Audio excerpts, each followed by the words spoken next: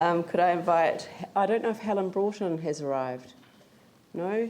Martin Setchell. Good morning. Good morning. I may be able to continue nicely from what Dr. Lockhead has been speaking about, and in particular the reference to the Mushroom Dome. I'm Martin Setchell. Since 1997, I've had the privilege of serving the city as the Town Hall's organ curator. And I want to focus on the auditorium, and in particular, a vital part of that whole acoustic ambience we have there. And of course, it's the pipe organ in the hall. When the hall opened in 1972, that space behind the choir stalls was designated for an organ. Provision had been made, funding was not fully available, so the organ was canned. And it was a quarter of a century later, in 1997, when, thanks to the fundraising efforts of some 50 years, the city finally acquired its pipe organ. More importantly, the organ, even when it wasn't being used at all, because obviously the organ isn't used for every concert, and I, as an organist, I wish it were, but I accept that it's not. But even when it's not being played, the vital thing is that that structure, which filled in the sort of 11 o'clock to 1 o'clock bit of the hall, if you think of a clock face, its casework, which is reflective, polished, beautiful wood, you've all seen it, I hope, the pipework with its burnished metal, these things, in a sense, completed the acoustic. The problems which have been referred to about the acoustic in the early days, yes, I believe there were. It was before I came to the city. And when I first came and played on stage, yes, the Mushroom Dome had to be fixed, lowered to a certain height so that we, the players, could hear other players, even across the stage. The interesting thing and the significant thing is, let me lay this to rest once and for all, once the organ was installed, Marshall and Day's original acoustic plan as a whole was only then complete. And it's significant that after the organ was installed, the Mushroom Dome... I missed what you said. It was only then complete. Right. In my view, because I think the lack of the organ being installed left a hole, an open space where sound flew everywhere. That was part of the reason. I'm not an acoustic expert. I can only speak to you about the organ. But certainly from my experience of many performances in the Town Hall, very rarely after 1997, when the organ had filled that space, was it necessary for the orchestras to use the Mushroom Dome. It's virtually remained high up since then. But may I come a little more to the instrument now, because it's not just the acoustic. It was designed and scaled and voiced specifically for our Town Hall. Not, you don't just buy one off the peg, as it were, and put it in the hall. This was a specific structure designed for our Town Hall, i.e. for a large concert hall, 2,000 plus seats.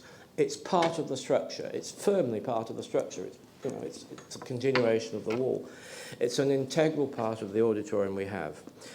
You may know that it was built by Riga Orgelbau of Austria, one of the top 10, I shouldn't say the top 10 because I don't have evidence, but one of the world's top European organ firms. I would say it's the equivalent of a BMW if you want to talk in terms of cars. Top of the line. Yeah, oh no, that would be an English organ. And that is an interesting point because Ian mentioned the revolutionary thinking of Kiwis, which I, as an Englishman, have always been terribly impressed with. I mean that honestly. One of the revolutions that we made in our decision to go to Riga for the organ and not to Harrison or to Walker or to Mander in England was because of this whole revolutionary thinking. Riga's design and the sort of instrument they built was perfect for the acoustic which Marshall envisaged. But we were striking out in a new way. All the other old town halls in New Zealand, in Dunedin, in Wellington and in Auckland all have English-style Edwardian instruments from the turn of the century. Ours is revolutionary because it's the 1990s. It's the most modern instrument and yet a wonderful sound. So we dared to be different in going continental. The price, it was purchased for $1.2 million, ladies and gentlemen, in 1997. I can only guess at how many times more that is now worth. Conservatively, at least 3 to 5 times more. And what's even more important about that money is the fact that, with due respect, the council did not purchase it. 96% anyway, virtually the whole amount, was derived from the funding of good people of Christchurch over many, many years. Families made bequests, we ran a buy a pipe campaign. Families have got pipes, and they ring me up as curator every now and again and say, you know, my pipe's number so-and-so, can you go and show me which one it is? You know, because that's Uncle Bill's pipe who died and loved the organ music. There is a whole heritage of history around this instrument. So it's very much the people's instrument. Ian and others have mentioned its use with all the various users, the orchestras, the NZSO, the choirs and so on. It's played its part. I won't dwell on that. But of course, in its own right, it has attracted some of the world's leading organists, like our own Dame Gillian Weir and the late Carlo Curley. So the organ, as well as the building, Ian's talked about the building, but remember this, our organ is itself significant locally, nationally, and very much internationally. If you want to read about it, go to its website, www.nzorgan.com, and you can read everything about the history if that interests you. It sounds like a donation. www.nzorgan.com, on the very good assumption that there's only one New Zealand organ, and that's ours, but don't practice it. Okay, now in post-earthquake Christchurch, just thinking of organs generally, we know how many of fine instruments have been destroyed, they've been dismantled. The future of our own two cathedral instruments, other large instruments, is very, very uncertain, shall we say.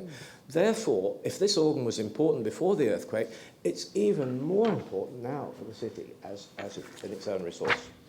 A further aspect, in the report it mentions that the facility was in the midst of refurbishment when the earthquake events occurred. You know that the complex was in the midst of refurbishment.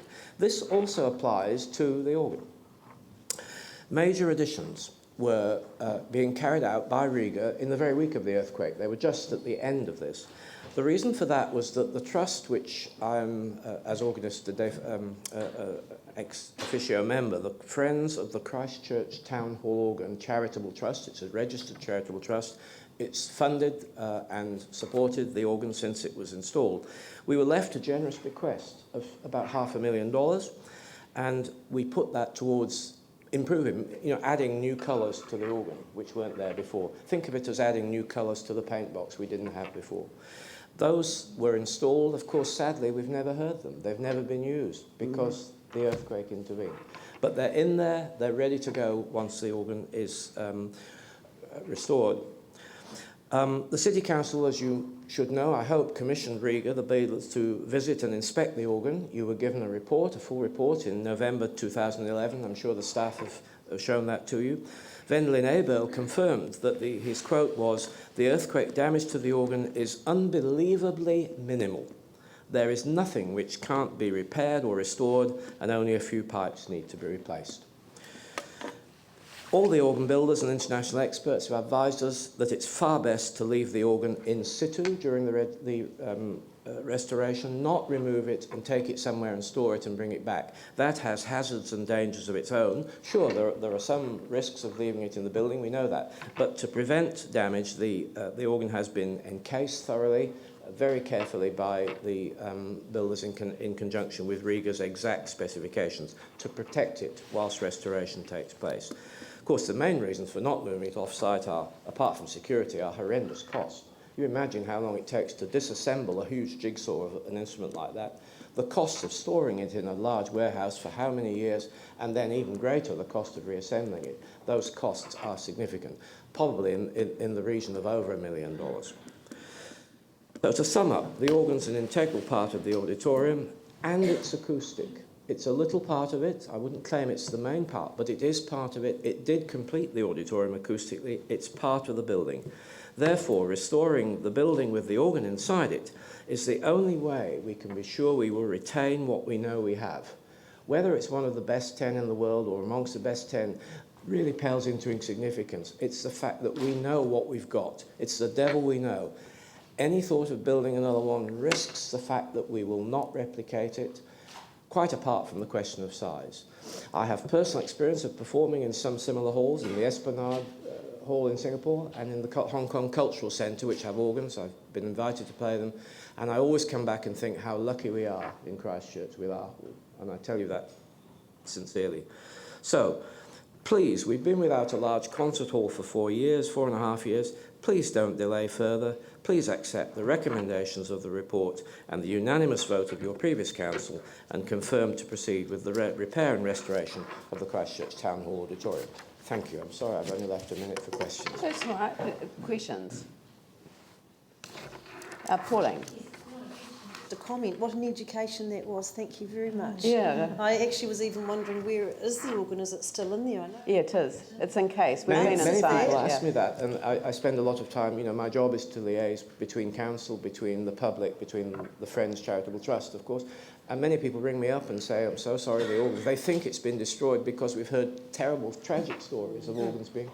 And organ builders even killed in Durham Street Church trying to remove a church organ. Right. Yes. Tragedy. Yes. People tar it with that brush. And I'm able to assure them that the organ, if we could get the power on and the building was safe, we could play it, within a few days. And isn't it tragic that it's never been tried out once it's had that upgrade on it? And you can imagine. busting to try it. A group has, it was a bequest, but $500,000's gone into something that we haven't yet enjoyed the benefit. Yeah. It was good before, but it's going to be fantastic now. Please do visit the website if you are interested in the history, because that will give you far more than... It definitely will. It's all But there. I was just going to say that I have my own theory as to why the damage wouldn't have occurred. And it's called what engineers would describe as poor man's base isolation.